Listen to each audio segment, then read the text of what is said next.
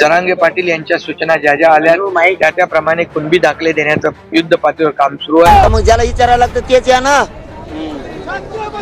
आता ते आमच्यापासून आता पुन्हा जाणार, पुन्हा त्यांनाच विचारणार। त्यापेक्षा ज्यांना विचारायचं ते तुम्ही मालक घेत ना राज्याची सध्या, तुम्हीच या ना, मालकाने चर्चा करा ना, कशाला ताण। एका मिनिटात जिकडे तिकडे तोडगा।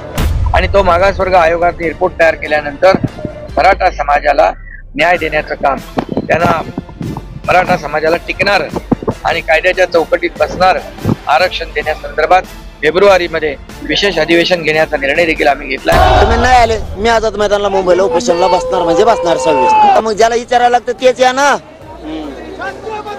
आता ते आमच्यापासून आता पुन्हा जाणार, पुन्हा त्यांनाच विचारणार। त्यापेक्षा ज्यांना विचारायचं ते तुम्ही मालक घेत ना राज्याची सध्या, तुम्हीच या ना, मालकाने चर्चा करा ना, कशाला ताण। एका मिनिटात जिकडे तिकडे तोडगा। तिघांनी या, शिंदे साहेबांना पण या, फडणवीस साहेबांना पण या, अजितदादांना पण या। कुठं भेटू, डोंगरात म्हणले तरी भेटू, वाशीत म्हणले तरी भेटू।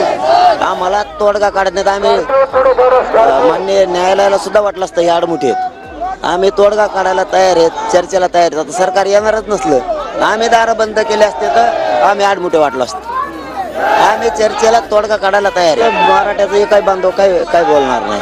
फक्त आता हे पाठवण्यापेक्षा, दुसरे पाठवण्यापेक्षा निर्णय घेणाऱ्याच माणसाने यायला हरकत काय। एवढी मोठी जनता जर त्यांच्या दारात यायला लागली तर त्यांना निर्णय घ्यायला हरकत काय, हा माझा मूळ प्रश्न आहे। त्यामुळे त्यांनीच यावं। काय होतं ते चर्चेला बिचारे, मग ते बंद दारात बसायला त्यांचं ते भेटत पब्लिक मध्ये यायला, ते म्हणतात नको ते आम्हाला भीती वाटते। आता ते बिचारे अधिकारी येतात मरमर करतात, पण मूळ ज्यांनी मरमर करायला पाहिजे ते तिघांनी बांधवांनी समोर यावं। एकही समाजाचा माणूस त्यांना बोलणार नाही। आता होणार आहे, झाली नाही। आता चर्चा होईल। काल ते आलेलं शिष्टमंडळाशी आज चर्चा होईल।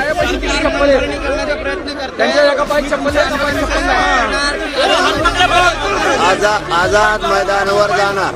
नमस्कार, मराठा आरक्षणासाठी मराठा आंदोलनाचे नेते मनोज जरांगे पाटील नवी मुंबईत दाखल झाले आहेत आणि नवी मुंबईतून मुंबईत पोहोचण्यापूर्वी सरकारच्या शिष्टमंडळाने मनोज जरांगे पाटील यांच्याशी चर्चा केली आहे।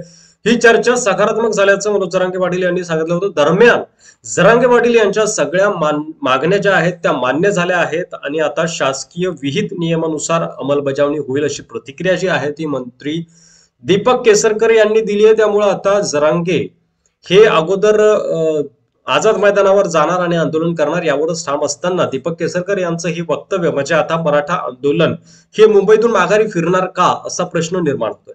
मराठा आरक्षणाचे नेते मनोज जरांगे पाटील यांच्या सर्व मागण्या मान्य झाल्या आहेत। आता शासकीय विहित नियम जे आहे त्यानुसार जे आहे अंमलबजावणी केली जाईल असं त्यांनी म्हटलेलं आहे।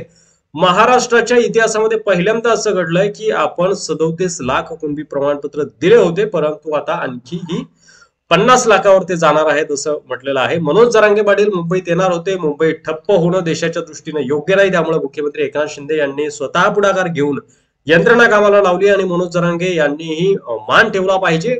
त्यांनी हे आंदोलन मागे घेतल्यानंतर मुख्यमंत्री आणि उपमुख्यमंत्री त्यांना भेटून आनंद साजरा करतील असं देखील सांगण्यात येत आहे। त्यामुळे आता नेमकं मनोज जरांगे पाटील काय निर्णय घेतात हे पाहण्यासारखं असणार।